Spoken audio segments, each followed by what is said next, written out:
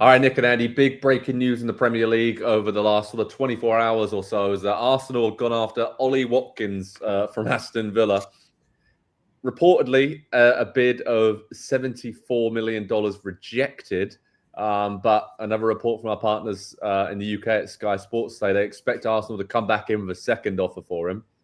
Nick, what do you make of this? Because in theory, it makes sense for Arsenal. I don't think it makes a lot of sense for Aston Villa to sell their main striker, especially with John Duran looking like he's going to go as well, which we'll talk about a little bit. But also, there's another side of it where it's like he's 29. Are you really ever going to get a bigger offer than this for Ollie Watkins? And, Aston Villa, we know that they probably need to sell some players this summer to keep reinvesting and keep kind of building the project there. So it's kind of multifaceted, right? And isn't it as simple as, do you want to keep him or do you want to sell him? Yeah, the timing just feels kind of messed up to me. And yes. I remember back when Newcastle bought Chris Wood from Burnley when both were in the relegation race. And it just felt like, okay, I guess. And you thought about it as, well, one of the benefits is you take something away from them. Yes. So for me, the idea of a front line that includes Saka and Watkins is a no-brainer. And for Arsenal to want to do it, of course. For Arsenal to do it now, I think, is just begging to be rejected. It's begging to be disrespected as well. I just don't know if this doesn't resonate a little bit around the league, but it makes all the sense in the world, I think, for Arsenal to make the bid. Just why now, one, and two, Villa's one of 8 seeded teams in the round of 16. There are only 16 teams left that can. There will only be 16 teams left that can win the Champions League. So what is Ollie Watkins thinking? It feels a little bit like the 40 million and £1 for Luis Suarez, doesn't it? Where Arsenal clearly knew they needed to do something, but they didn't have a move. They didn't have something lined up at the time, and so they tried to bring in the best player that was out there and not really available, but they, maybe tried to unsettle. It does feel like there's been a bit of a lack of a plan with Arsenal at this position, and we've talked about it since going back into the summer as well. And I'm not sure that Watkins is like the right stylistic fit. Are Arsenal going to become a counter-attacking team would be my question, because if they're going to lean into that, then I think Ollie Watkins works. But if you're having 60-65% of possession and you're trying to break teams down defending deep the way that Arsenal have come up against a lot in the last year and a half, then I'm not so sure it's going to be the right fit.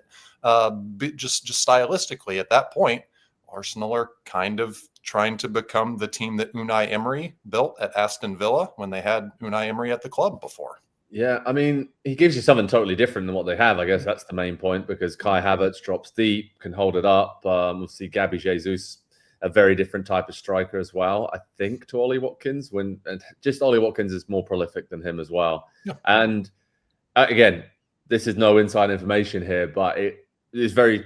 If you start to connect the dots, right, Ollie Watkins is an Arsenal fan growing up. His family are.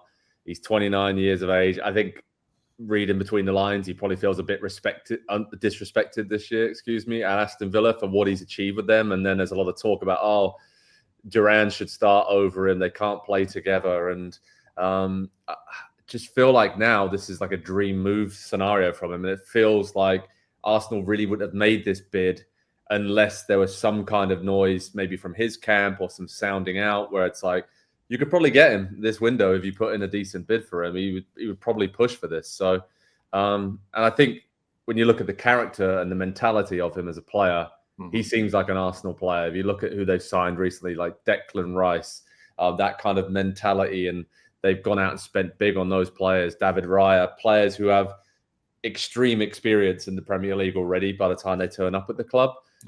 It kind of makes sense to me on that score. I mean, Nick, we mentioned it, Duran a few times. Looks like he's going to be heading to Saudi Arabia for a lot of money. He's 21 years of age. Ollie Watkins is 29. If you're Villa and you sell both of these players, you've got to have some great players lined up to bring them in the final days of the window, right? It just doesn't feel like they are going to sell Watkins, but it's almost like laying the seed for the summer, maybe, for Arsenal to go ahead and complete this one. But what do you think about what Aston Villa could do, and what Watkins should do? If you were him, what would you do? Well, do they believe in Duran? if they believe in Duran, there is time right now to say, all right, listen, we need you to drag your feet before we seal this move for you abroad, because you know we love you, and this gives us the opportunity to make you number one. If that's the vibe. I don't know that it is. There was that red card recently as well. I mean, if you're Ollie Watkins, you guys triggered this thought for me as well. He's 29. The odds that Arsenal will want him even in another year, if this is his dream, in the summer, even in the summer, right? Options will be available at the time. The market is much more open. I'll disagree with Andy a little bit. I think he's a capable player to fit. This is a guy who led the Premier League in assists last year. The way that he works with Rodgers, the way that McGinn works in the midfield. I mean, obviously, we've never seen a Watkins with anyone like an Odegaard. So I do think it can work. To Andy's point, it's not guaranteed, but I just wouldn't be terribly surprised if it happens, because they can pull back from the Duran deal, have someone there, and say to their fans, we're still going to try and win the Champions League. We were never going to get $80 million again for a guy who's about to turn 30 next December.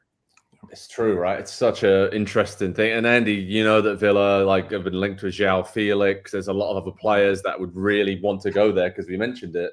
They are going to be in the Champions League last 16. They're going to be right up there in the hunt to qualify again next season. So they're a very attractive proposition. But we know that it's been close to PSR situations, possible point deductions in the past. That's why they had to sell Douglas Luiz last summer. So there's that to bring into it as well. And maybe just, you get the feeling with Duran and Watkins, they're not going to start together. So you have to get rid of one of them. And it's basically, like Nick said, who do you believe in most long term? And it probably has to be Duran, but it seems like he's gone. So this is like seismic for Aston Villa, and they have to get this decision right about incomings more than anything. So this is a tough one. This is a really tough deal. Yeah. Can I ask a question? Why was this not sorted to start January from Villa's perspective? If this was, because we've been talking about this all season, Duran, Watkins, Duran, should Duran be getting more playing time? He's so productive when he's on the field, but he's rarely on the field.